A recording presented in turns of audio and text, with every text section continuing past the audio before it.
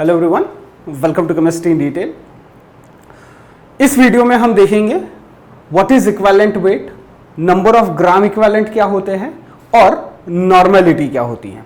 इससे पहले हम कॉन्सेंट्रेशन टर्म्स में मोलैरिटी देख चुके हैं, मोलालिटी देख चुके हैं, मोल फ्रैक्शन देख चुके हैं। मोलैरिटी का फॉर्मूला होता है number of moles of solute upon volume of solution in ml multiplied by 1000। Molality का formula number of moles of solute upon weight of solvent in gram multiplied by 1000। और normality जो हम इस video में study करने वाले हैं उसका formula number of gram equivalents of solute upon volume of solution in ml multiplied by 1000।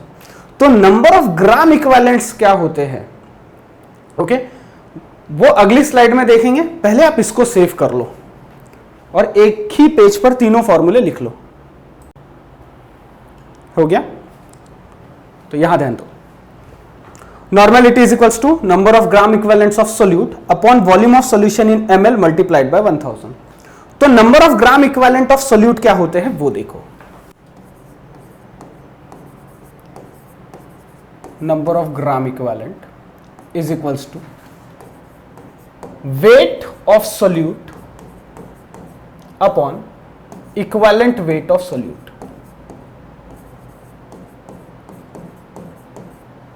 और equivalent weight क्या होता है?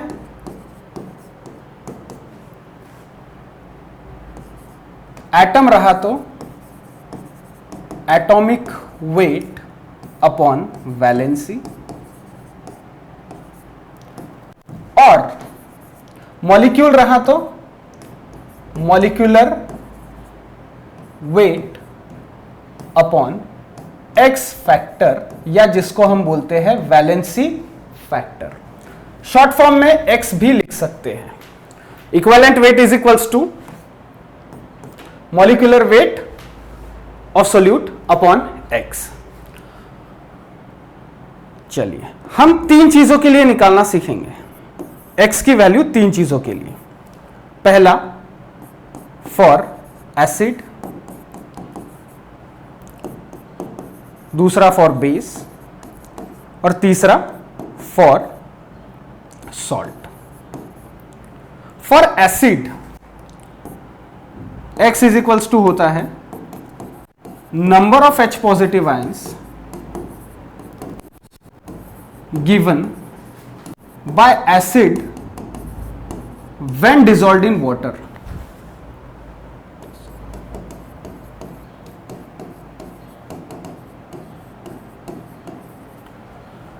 x की वैल्यू एसिड के लिए, जैसे HCl को पानी में ऐड करने के बाद ये सिर्फ एक ही H पॉजिटिव आयन देता है।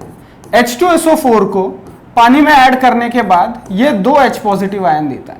तो इसके लिए x की वैल्यू कितनी हो गई? 1। इसके लिए x की वैल्यू कितनी हो गई? 2।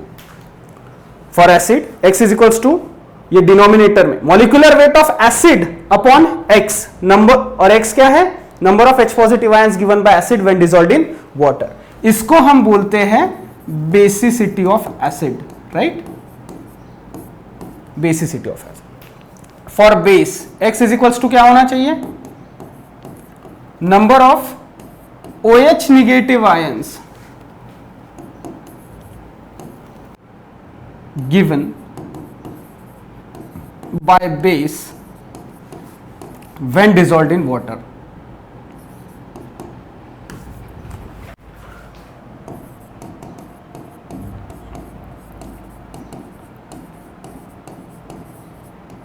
जिसको हम बोलते हैं एसिडिटी ऑफ बेस। एग्जाम्पल के तौर पे KOH को पानी में डालने के बाद में कितने OH निगेटिव आयन देखा? एक ही OH निगेटिव आयन देखा। तो इसके लिए x की वैल्यू क्या हो गई? 1। CaOH/2 के लिए CaOH/2 बेस है कैल्शियम हाइड्रोक्साइड, पानी में ऐड करने के बाद में कितने OH निगेटिव आयन देगा? 2। तो x की वैल्यू इसके लिए क्या आ जाएगी? 2। और फॉर सॉल्ट x की वैल्यू क्या होगी? The total number of positive charge on cation salt के लिए x की वैल्यू ऐसी रहेगी, the total number of positive charge on cation. Example Na2CO3 क्या है ये? सॉल्ट।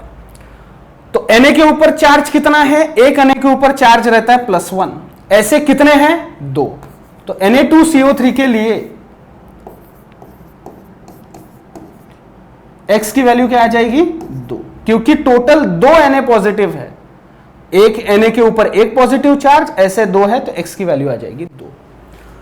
अब अगले स्लाइड में हम इक्विवेलेंट वेट कैसे निकालते हैं ये देखेंगे और धीरे धीरे आपको चीजें क्लियर होती चली जाएंगी। पहले इसको सेव करो। हो गया? चलो, सॉल्ट के लिए देखा हमने, for salt x is equals to the total number of positive charge on cation. और सॉल्ट होता क्या है? जब मेटल पॉजिटिव अवस्था में किसी निगेटिव वाले को अटैच रहे। इसलिए हम मेटल का पहले निकालना देख लेते हैं कि x कैसे निकालते हैं और इक्विवेलेंट वेट सब मेटल्स का कैसे निकालते हैं। फॉर सोडियम, Na का सिंबल, सोडियम का symbol Na, atomic number 11, atomic mass 23। तो इक्विवेलेंट वेट कैसे निकालेंगे? Atomic weight upon valency. Atomic wait 23, valency sodium की रहती है 1, चार्ज अवस्था में रहता है +1। तो इक्विवेलेंट वेट कितना आ जाएगा? इक्विवेलेंट वेट आ जाएगा 23। ये सोडियम के लिए आ गया। फॉर कैल्शियम, कैल्शियम का symbol Ca, atomic number 20, atomic mass number 40। Equivalent weight is equals to atomic weight upon valency. Atomic weight कितना है? 40, एटॉमिक मास नंबर 40, बोले तो atomic wait 40, valency 2।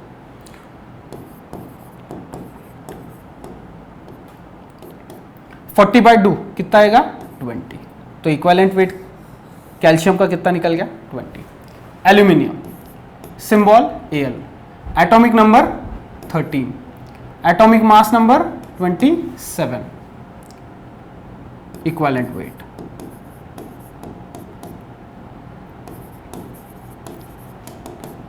Atomic number upon valency. Atom है इसलिए atomic number ले रहे हैं हम सभी जगह।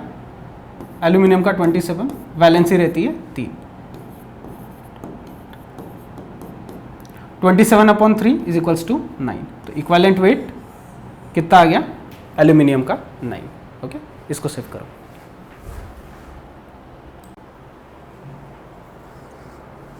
कर लिया सेव। चलो,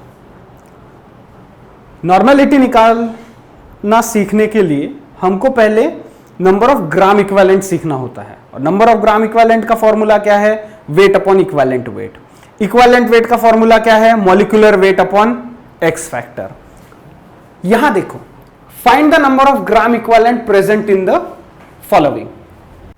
number of gram equivalent 0.56 gram of KOH और second example 0.98 gram of H2SO4।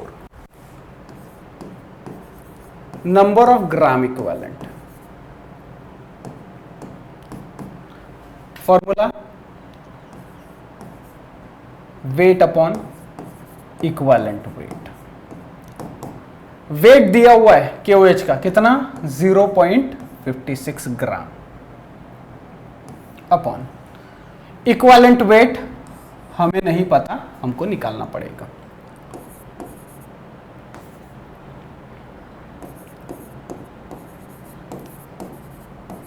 Number of gram equivalent is equals to 0.56 upon जो भी वैल्यू हम निकालेंगे अभी। इक्विवेलेंट वेट का formula molecular weight upon x. Potassium का है 39, ऑक्सीजन का है 16 और हाइड्रोजन का है 1। सबको ऐड करेंगे तो यह आएगा 56। 56 अपॉन एक्स। KOH को वाटर में ऐड करने के बाद में एक K पॉजिटिव और एक OH निगेटिव। तो number of OH negative ions कितना है? 1। तो डिनोमिनेटर में x की वैल्यू आ जाएगी 1। ओवरऑल 56। ये 56 जो वैल्यू है हम यहां डिनोमिनेटर में रखेंगे 56। तो number of gram equivalent 0.56 upon 56, ये आ जाएगा 0.1, सॉरी 0.01, राइट।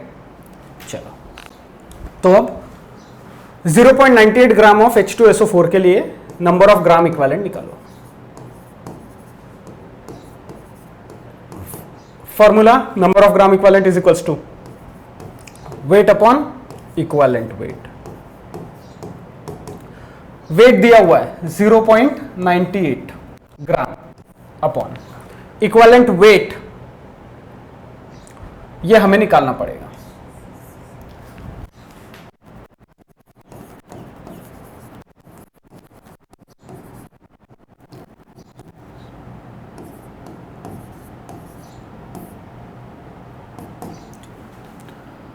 इक्विवेलेंट वेट का फॉर्मूला मॉलिक्यूलर वेट, यहां पर एसिड है, मॉलिक्यूलर वेट अपॉन एक्स।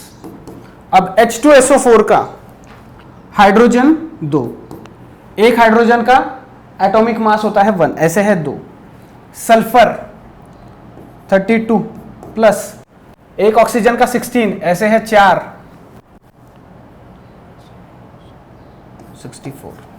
सबको ऐड करेंगे, ये आ जाएगा 98 upon x is equals to यहां पर आ जाएगा 2। H2SO4 है ना, पानी में ऐड करने के बाद में 2H पॉजिटिव आयन देता है, ये 2H पॉजिटिव आयन, तो x की वैल्यू आ गई 2। ऑलरेडी प्रीवियस स्लाइड्स में हम देख चुके हैं, रखो, ये आ जाएगा 49।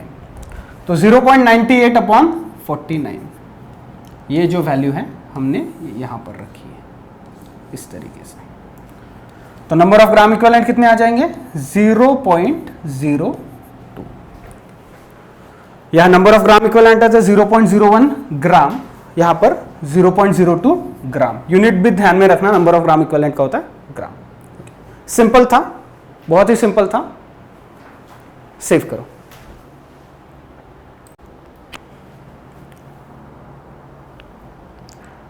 हो गया, चलो।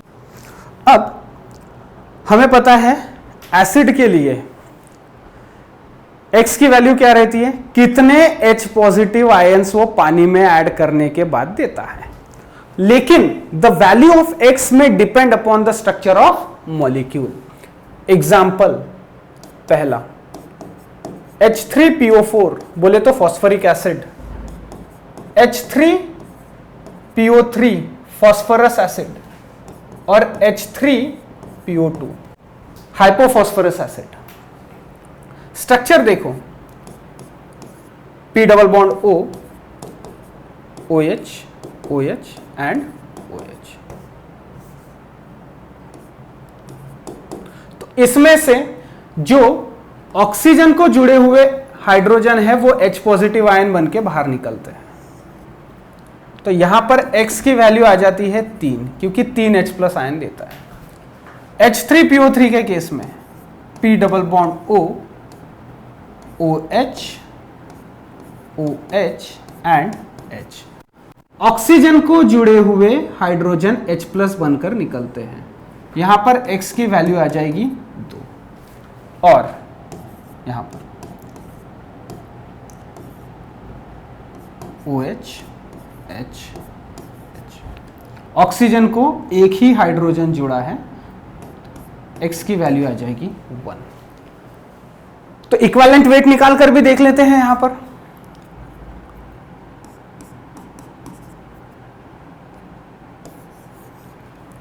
यहां देखो, equivalent weight is equals to molecular weight upon X। Molecular weight H3PO4 का कितना आएगा, हाइड्रोजन है 3 और फास्फोरस का होता है 31, टोटल 34। हाइड्रोजन फास्फोरस का 34 और ऑक्सीजन है 4, तो ये आ जाएगा 98 अपॉन 3 कर लो, क्या आ जाएगा इक्विवेलेंट वेट।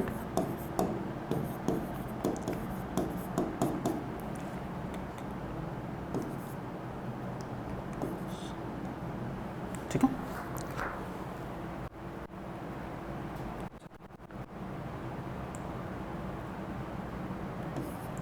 थर्टी 32.6 यहां पर देख लो,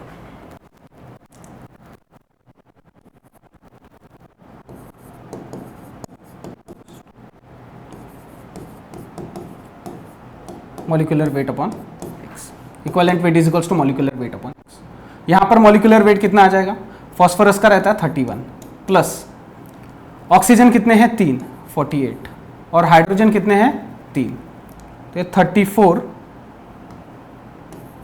34 प्लस 48 कितना आ जाएगा 12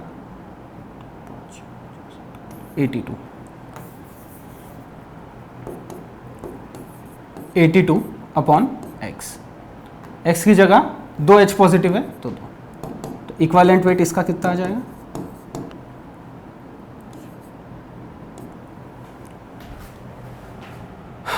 H3PO2 इसके लिए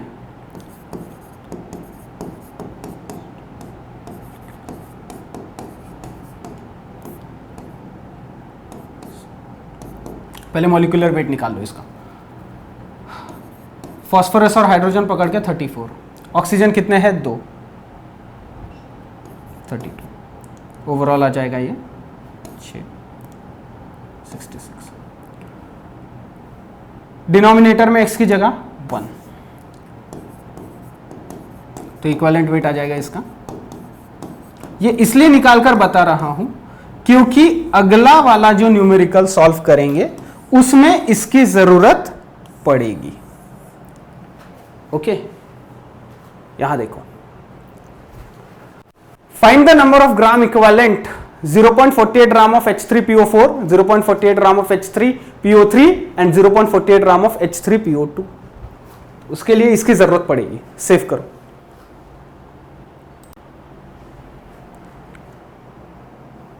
हो गया, चलो अब find the number of gram equivalent किसके किसके 0.48 gram of H3PO4, 0.48 gram of H3PO3 and 0.48 gram of H3PO2। और नंबर ऑफ ग्राम इक्विवेलेंट का फॉर्मूला क्या है, weight upon equivalent weight. Weight दिया हुआ है 0.48 अपॉन इक्विवेलेंट वेट, कितना आया था इक्विवेलेंट वेट H3PO4 का 32.6, सॉल्व करोगे तो नंबर ऑफ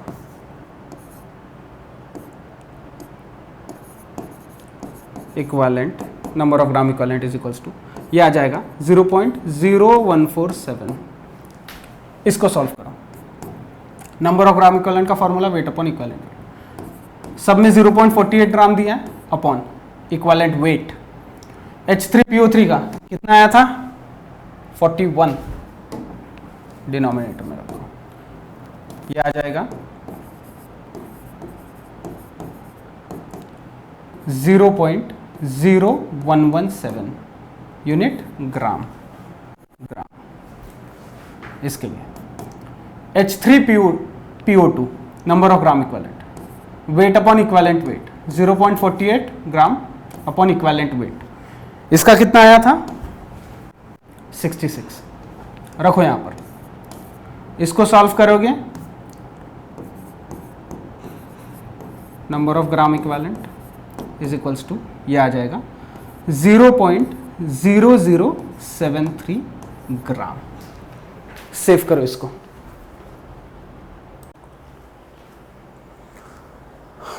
चलिए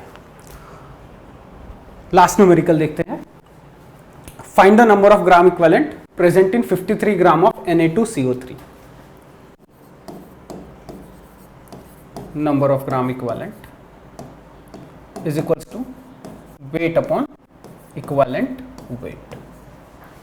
अब वेट इन्होंने दिया हुआ है कितना 53 ग्राम, और इक्विवेलेंट वेट हमको निकालना पड़ेगा, और हमें पता है equivalent weight is equals to होता है मॉलिक्यूलर वेट अपॉन एक्स।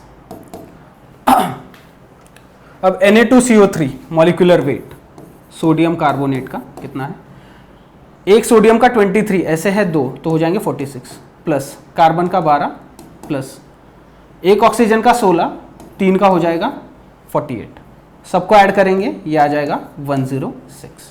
तो मॉलिक्यूलर वेट आया 106 अपॉन x। तो Na2CO3 को अगर हम पानी में ऐड करते हैं तो 2 Na पॉजिटिव बनते हैं। और ये मैंने इस वीडियो की शुरुआत में भी बताया था जब हम सॉल्ट के लिए निकाल रहे थे, अगर एक Na पॉजिटिव है उस सॉल्ट में तो x की वैल्यू 1, लेकिन यहां पर एक Na पॉजिटिव नहीं 2 Na पॉजिटिव, x की वैल्यू हो जाएगी 2, तो ये आ जाएगा 53। इक्विवेलेंट वेट कितना आया 53। ये 53 की वैल्यू हम यहां पर रखेंगे। Overall answer 1। Number of gram equivalent 53 gram of Na2CO3 में कितना आया 1। ये हमारा फाइनल आंसर है। ओके, यहां पर हमने इक्विवेलेंट वेट, एक्स फैक्टर और नंबर ऑफ ग्राम इक्विवेलेंट इनका रिलेशन आपस में देखा। ओके, अगर आपको नंबर ऑफ ग्राम इक्विवेलेंट निकालना आ गया तो ही आपको नॉर्मेलिटी निकालना आएगा। अगला वीडियो रहेगा हमारा नॉर्मेलिटी से रिलेटेड। यहां पर यह वीडियो 100% कंप्लीट होता है। मिलते हैं अगले वीडियो में जब हम डिस्कस करेंगे नॉर्मेलिटी डिटेल में। सेव करो प्लीज।